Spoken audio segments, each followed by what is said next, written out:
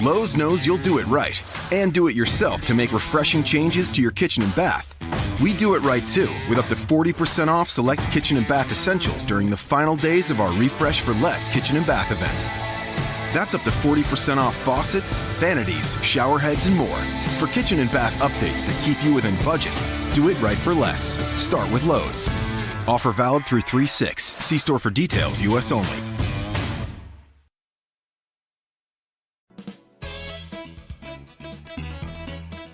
Welcome to Audiogyan with Kedar Nimkar, a podcast that documents insightful conversations with Indian designers, artists, musicians, writers, thinkers, and creatives of all types. Catch us on iTunes or visit audiogyan.com for more Gyan sessions. Here's your host, Kedar Nimkar. Today I have Suresh Eriyat with us on Audiogyan, popularly known as E Suresh. He's an Indian animator, director and founder of his animation studio, Studio Eeksaurus. He started his animation career with famous House of Animation soon after he graduated from National Institute of Design, Ahmedabad. Suresh was the first to launch clay animation commercials in India. He created the Amaron battery advertisements, music video Bindu Re Bindu, the Simpu series for Channel V, and to name a few. Suresh has been instrumental in creating a market for animated ad films by going beyond the traditional technique and storytelling. It's a real honor to have you on Audiogyan, Suresh. Thank you for giving us your time and welcome to the show. Thanks so much, Kedar. Looking forward to it. Yeah. So this conversation, obviously I've done a few interviews with Vaibhav Kumaresh, Nina Sabnani. Right. There are different insights which I've already captured in multiple episodes. Correct. This particularly I wanted to do knowing your thoughts, what are your dreams and philosophy behind the animation world of India. So I've come up with 4 to 5 questions and let's see where we go with this conversation. Cool. So the first one is slightly more philosophical in nature. What does the word continuum mean to you? I mean, how do you see this concept? What are your thoughts on that? It's quite funny because to me, continuum sounds more like evolution, and because it's a continuous process of change, maybe incremental to really small level, but eventually the eventual product is completely different from what it started off with. So why it is slightly funny is I always talk about Indian animation industry and the audience as an evolving one, and from nothing it started much later than when it started in the West. It started much later here, and it's really taking a lot of time to evolve and become a robust animation industry along with a great viewing audience. So to me, things have to keep moving, and continuum is of essence. If things are not moving, and then it is dead. It's no more. It's immobile, and there is no point in staying in an environment which doesn't have continuum. That I don't think stability is equivalent to no change. Stability is in continuum. I really think people always attribute stable as something that is not changing, but I think change is the constant, and that way continuum is a lot more relevant to our world and our being.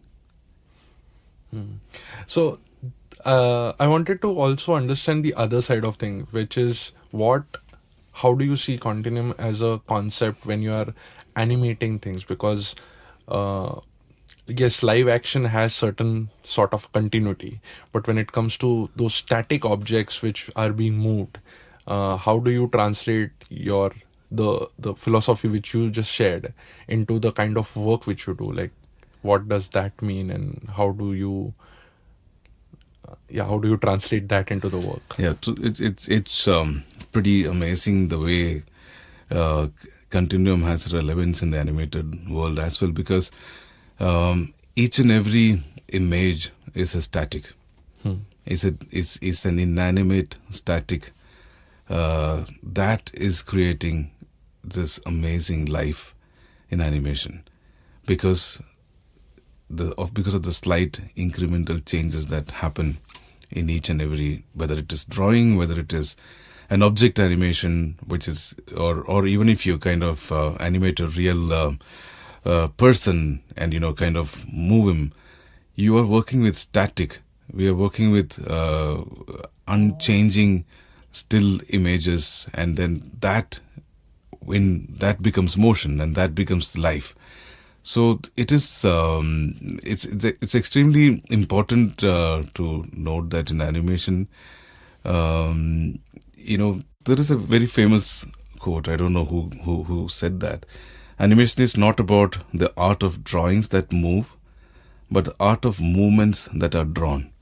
Wow. So I think it's very relevant to what you're asking about. That art of movements that are drawn. So you kind of capture every moment of static from a movement, and that's how you kind of bring something to life.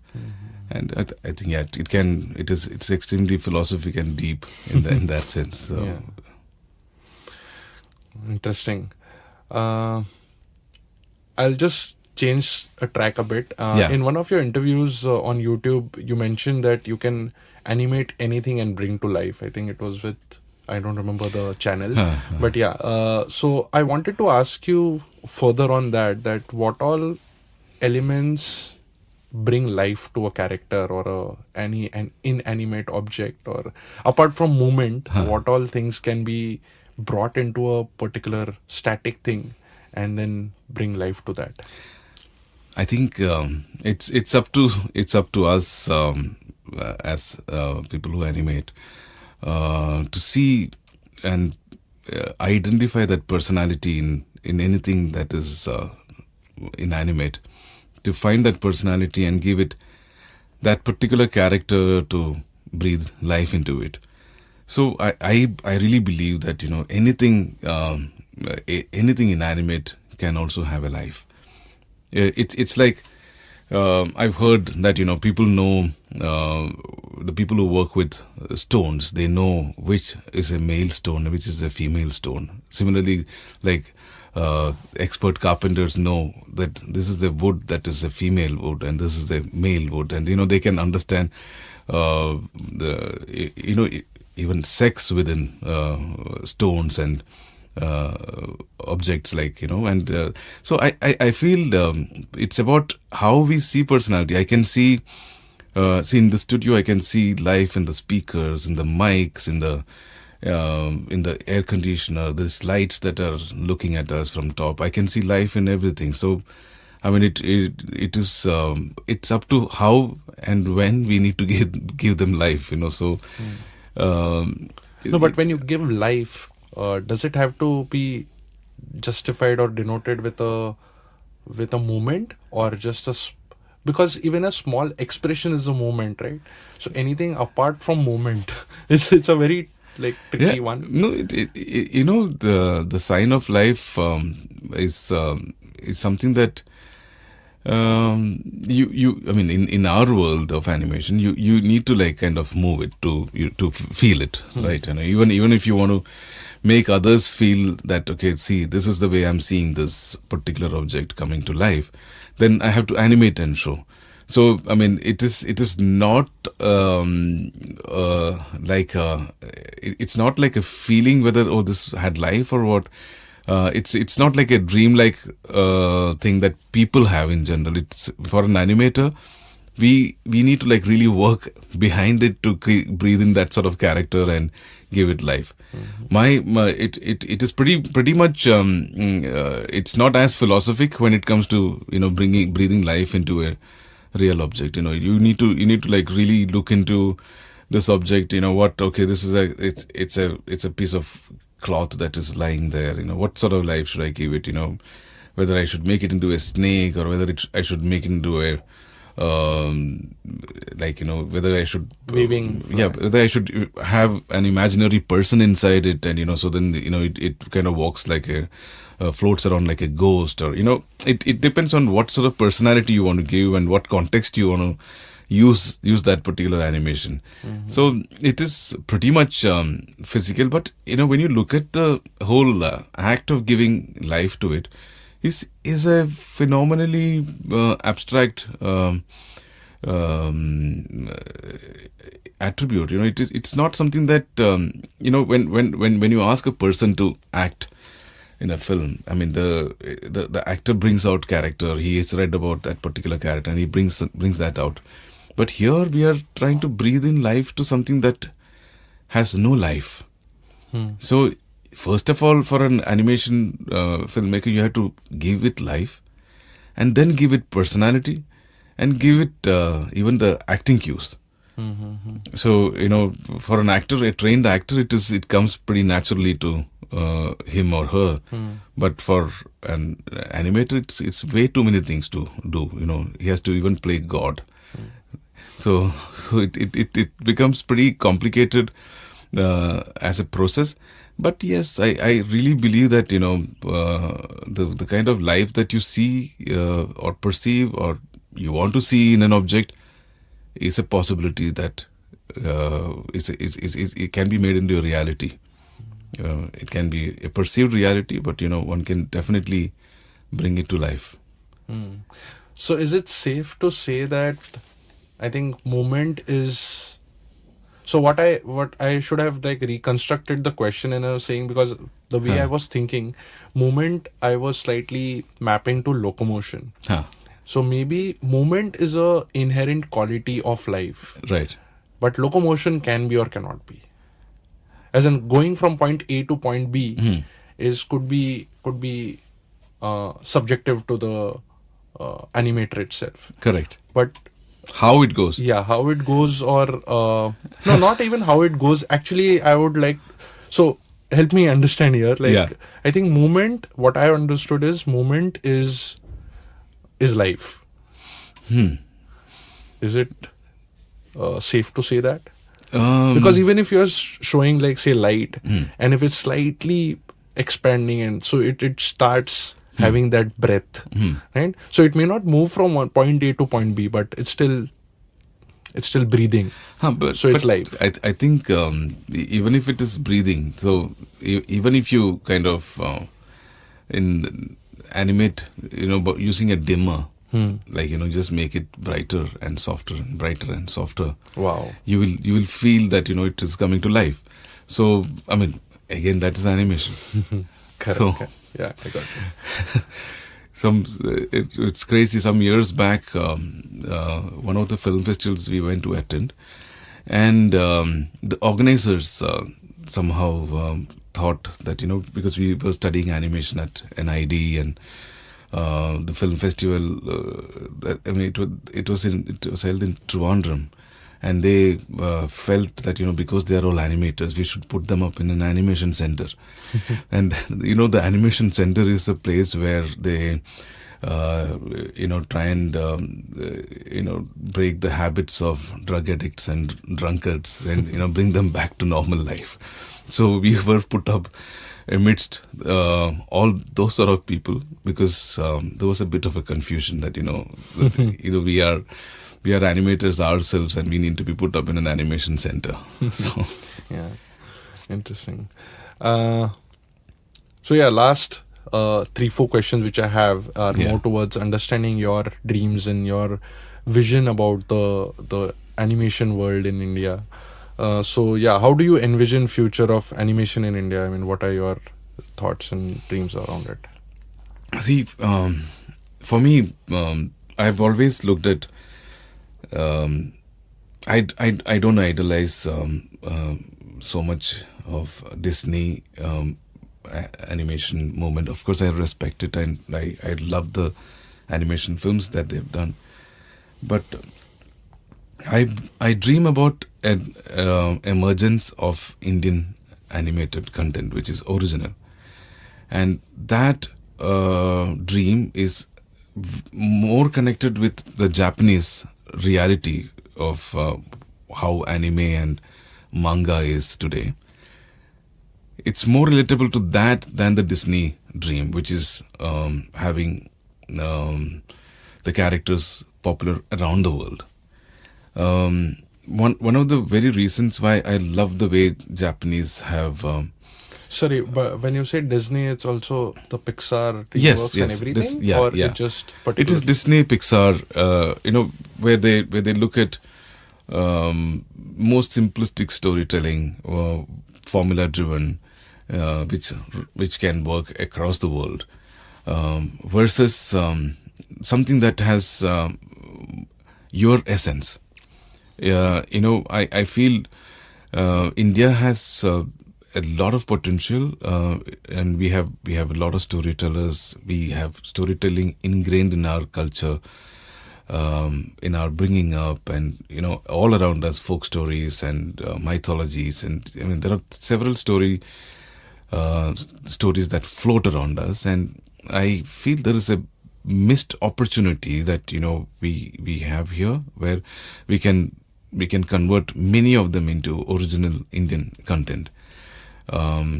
I always look up at Miyazaki and Studio Ghibli as a movement, actually, where with animation they have created this fantastical worlds into reality, and people believe, and people really yearn to see such films in Japan. And I consider Japan as most evolved country, and I think they belong to another planet, but they are still within the earth. But the way they have they had a huge, grand legacy of brilliant live action filmmaking, who we all used to worship and study. Akira. Yeah, there are many amazing filmmakers, and the way animation has taken over Japan today, the way people take on the characters, and they want to live those characters, the animated characters, in reality. I really find that as a massive shift. That people love to be in the fantasy world, and they're embracing fantasy as reality. It's a very interesting zone to be, and I think many of the stories that the Japanese come up with are not digestible for the world. Their stories and the sub stories and the complexity of plots, and the way they merge technology, sci-fi to reality, etc., are like really mind-boggling for many other nations, who are still evolving. There's a lot of evolution left to be somewhere at par with Japanese way of thinking. Here in India, I feel that we need somebody like Miyazaki, or I would myself want to do something in that scale, where bringing some of our own stories to that fantastic scale of believability, and even though it is fantasy, and making it like our second reality. I mean, our reality is first, and it's something that is very similar to what Bollywood is doing. But Bollywood has evolved with time and age, etc., etc. They have not changed. People have called it cheap. People have laughed at Bollywood. But today, for entertainment, when it comes to entertainment, I'm not calling Bollywood as the ultimate form of cinema or anything like that. But it's a mainstream. It's a respectable stream of entertainment from India, which has stayed pretty true to Indian styles and Indian fantasies, Indian kitsch, and because they didn't try to imbibe so much of, or borrow so much from the West. Of course, yes, there are many story plots, many filmmaking techniques, etc., that are heavily inspired by the by the West. But still the adaptation is very indigenous and Indian. So there were, I think, in the 80s and 70s, people laughed at a lot of Bollywood film internationally. But today people love it. I mean, wherever I travel, I mean, people look us up with a lot of respect that we make Bollywood films. So it is one sort of evolution where India has found a form of entertainment which is based on a medium that is first invented in the West.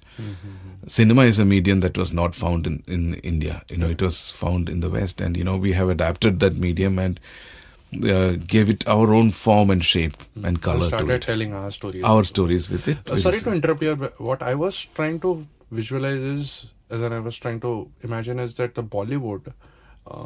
So when you said Disney, I was trying to compare Bollywood, and then we have a parallel cinema also, right? Where Ardha Satya and Salam Bombay and those kind of films are Yes. made. So are you comparing like that, or Bollywood being... No, Bollywood being different from Hollywood or different from the international classy live action films. That's what I meant. It could be considered classless in that sense by the critiques, but it has its own class because it is an original adaptation of a medium or a technology by Indians, and it is evolving to become perfect in whatever way it has to. So, and in a country like India, unlike Japan, which is so diverse with so many languages and cultures. Like, I think people say every 500 meters in India, when you walk, the dialect changes, and even the food habits change, the way you dress change. So that sort of diversity when you're working, having one language is itself very tough. Something that is something that a Keralite would find as intellectual would not be something that somebody sitting in the UP would find as satisfying, gratifying. Something that the person sitting in Lucknow would create as a ghazal or some meaningful, maybe wouldn't cut an ice with somebody sitting in Tamil Nadu. So there is so much of diversity in our country with the geography and the distances and the cultures. So it is difficult to find a language for animation as well. But the advantage with animation is, it is not. It can like really elevate beyond these diversities. Sometimes a film without any language also works in an animation, and it can travel across. It can resonate emotionally with people. So I believe in the power of animation, and I believe in it becoming a superpower from India. And I think we, as the current generation of animation filmmakers, need to push towards bringing that dream a reality, making that dream a reality. It requires massive efforts and sacrifices to actually make that a reality. But do you think, so what could be, so this is one of the questions which I also asked Vaibhav, that we are slightly stuck when it comes to animation, at least. Obviously it's different if you see your kind of work. Right. But with mythology very much embedded in our thought process. So even if we go all out, I think Chota Bheem is commercially obviously in experimental places we have gone leaps ahead, but when it comes to commercially promoting animation, it's to a certain extent still that Ramayana, that Chota Bheem. And so why do you think that's happening? Because if you want to explore those boundaries and expand those boundaries of different storytelling, because the other extreme is coward storytelling, which Nina told me about. So there's this other extreme where folk storytelling is a different art altogether, which have to be, those are crafts that have to be nurtured and kept alive. And Kathakali, Yakshagana, all these are storytelling through performances, right? So they all have to be nurtured and they need to evolve with time. So for them to survive. But in terms of mythology being a key influencer, again, I would go back to the same thing that I spoke about. These are the two well-known stories that are popular across the country. Despite language differences, cultural differences, etc., etc., these are stories that people revere, respect, and know it by heart. These stories are known to, and these are told to even the children of next generation by the parents. Of course, there is a generation loss. Many stories are forgotten because only the key elements of the stories are transmitted from generation to generation. So there is all the characters from these stories, Mahabharata and Ramayana, are memorable, and they have all been like kind of idolized in a way, whether in the form of worshipping in temples or as superheroes in stories and whatever. They have been idolized in that sense. So their popularity is very well known. I don't think Chhota Bheem as a series would have anything to do with real Bheem. But, it's just borrowing a name which is just a hook for people to connect with something in mythology, probably. So it helps as a driver. A name Arjun helps in many films. These are the names that help people, connect and correlate with certain contexts from the mythology. And of course, there are many philosophers around the world who have also acknowledged that there are no story plots or relationships that are unexplored in these two epics. There are all sort of interpretations that are possible: philosophic, deep, materialistic, physical, funny, cartoony, violence. All sort of interpretations are possible from these two epics. So that is there. Of course, they are pretty traditional in their sense, but and there are no generation of such stories anymore. So there are the popularity of such characters, the new age characters. We have not seen any characters like this in the 60 or 100 years, past 100 years, which is also a big problem.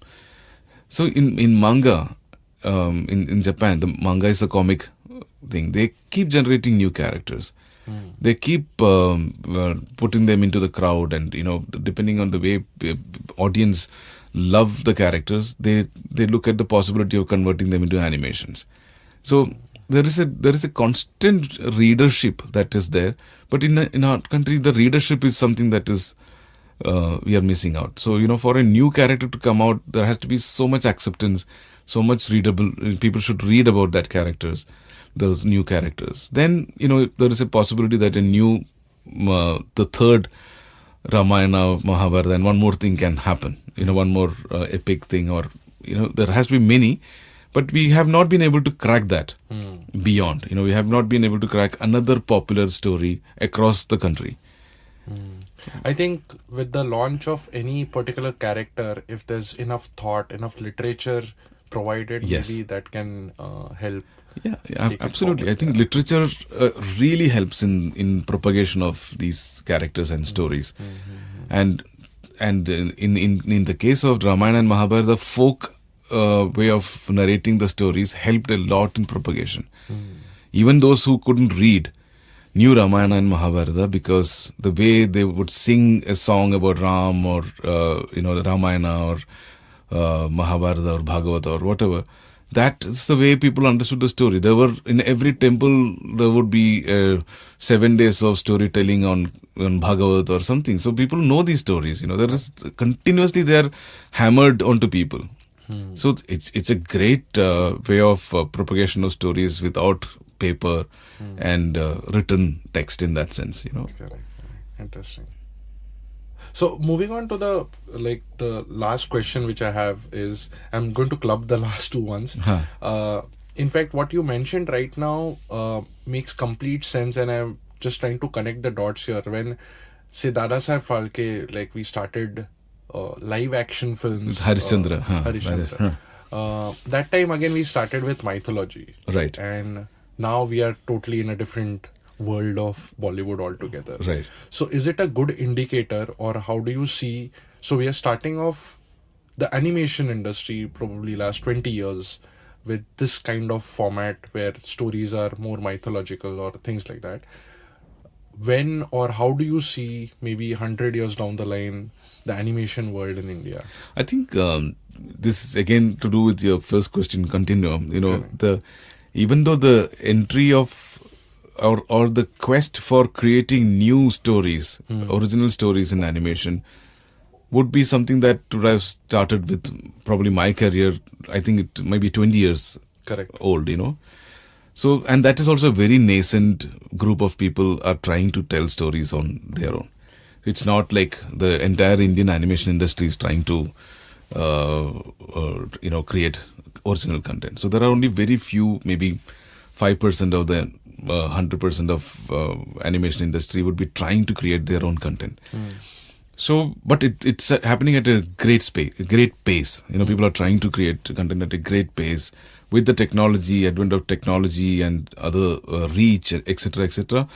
I'm sure the evolution is going to be much quicker than we could imagine. What it took for Bollywood to evolve.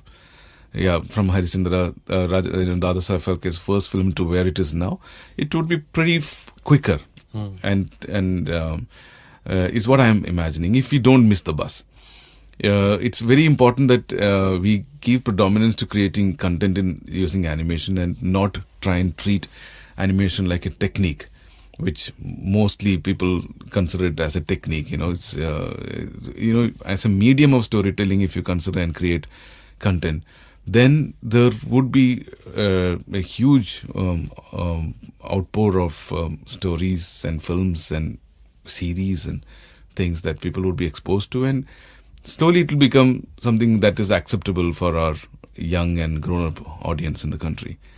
So you will develop a nice, fertile audience base in the country, which would eventually make more and more animation content to come out, more and more animation filmmakers to emerge. So as it's a demand and supply thing. There is no demand right now, so supply is less. More demand.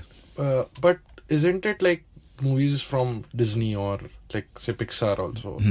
They like, since we are like moving towards a more one system, globalization is like at a rapid pace due to social media and other reach, like Netflix coming in. So people are building that taste and they're building. So I think the audience is ready. Is it, are animators ready, or is it the other way around? No, so it is both. Or is the audience not ready enough to accept Indian animation stories? It is partly that, when we are feeding all our cartoon channels, children channels, are showing most of the rerun Japanese and Hollywood or Western Disney stories, which may be 20-year-old, like Doraemon that they used to show here was 30 years old, but kids used to love Doraemon here, but it's an evolved product. I'm not undermining Doraemon's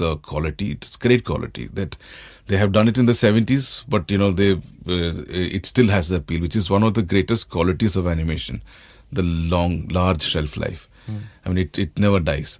So that property they have used, and they have been exposing our children with such amazing evolved animation. Indian animation filmmakers are not that evolved yet to create, unless until we make a few series and make errors, learn from it, do better and better and better products. Our kids will not probably sit and watch it. So if we don't start now, when we make another thing 5 years down the line, one series which is like the 60s quality or 60s style of storytelling, it may not be accepted very well by the children, because they are already used to a certain kind of edit speed, a certain kind of quality in animation, the complexity of storytelling. So when we go with very simplistic storytelling, they will find it pretty lame. So we may lose out on the audience. So if we don't like move fast. So a lot of more responsibility. Oh, it is huge. And it's like continuously hard work. It is huge responsibility amongst the animation fraternity to create content and revive, because there's no point in. So whatever content that is coming is good. Even though as someone who would try and look at high quality animation films as the benchmark. For me, maybe I may not find any of the series that are on air right now of that great quality, but it's good to have them. So let our children also get exposed to such things, to get a feel of feel of what Indian animation is like. Even though we don't want to say that we are part of that Indian animation, but because we may be pretty snobbish in that sense, saying that we can make much better quality animation, but we are not doing it. So that's where the paradox is. So there are people who are doing it at the cost that is required to feed to the children here, but it's bad. It's not great quality in that sense. But nevertheless, people are consuming it. So it's like probably how Bollywood used to have a time when they used to like really create trashy movies. But at the same time, there were many filmmakers who made classy stuff. But now today, there's a combination of there's a kind of balance that's happening with quality and of commercial content and commercial value. So that will happen faster, like I said. With as long as we are all trying to create that audience here, I think all of us are in for the same cause. So. Suresh, I have tons of more questions because this is way too interesting and I can see the passion. But last, this is like a surprise for you because Vaibhav Kumaresh helped me in framing these questions also. Okay. So I have like last quick 4 rapid fire questions for you to just understand and document what are your thoughts. Okay. So what's exciting about ad films for you? Like, what's the most exciting thing about ads? Like quick answers. That it lasts really less time. You don't need to mull over it for years. It is done and over with in a month or 2, and you get to get the results very quickly. Okay. What excites you in a script? Possibilities. Wow. What kind of music do you listen to? I listen to all sort of music, even though I am trained in Carnatic music. Oh wow! But that has opened my ears to world music, and I cannot say no to any sort of music. But any preferred genre? I listen to electronic, I listen to trance, I listen to jazz. I mean, all sort of music. It depends on my mood. I love music, period. So. Cool. And what are the inspiring trends in the Indian animation film, or maybe global? Let's keep it global because we spoke about Indian. But what are the trends? One lovely thing that I'm observing because I travel with many film festivals and as jury, as participant internationally. I'm seeing that the younger generation, the 20s and the 19s, the teens and the people in the 20s are creating a lot of animation films. In every year there are around more than 2,000 to 3,000 short films that are made worldwide. The welcome trend that I'm really fascinated by is that most of them prefer to work with their hand. Oh, like cell and like traditional. Yeah, they work a tactile medium with whether it is with clay or objects or drawing on paper. They're not, that zone, that period of people getting influenced by digital is over.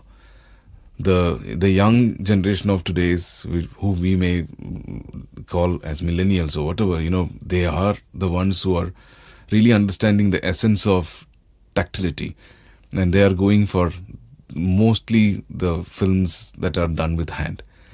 And that is a great welcome change that I'm seeing around the world, because around 10 years ago, it was a huge digital revolution which has crippled Indian animation as well, with most of the talented animators going into CGI mode of animation, because that is what the BPO mode of Indian animation industry requires. It is a welcome change, that I'm seeing the young generation going for hand-done films. So, which I hope is a trend that we will catch up with quickly. I won't say it's over. The digital is over, but it will keep going in cycles, because that's the continuum part of it also. Digital is a great form, a great technology platform.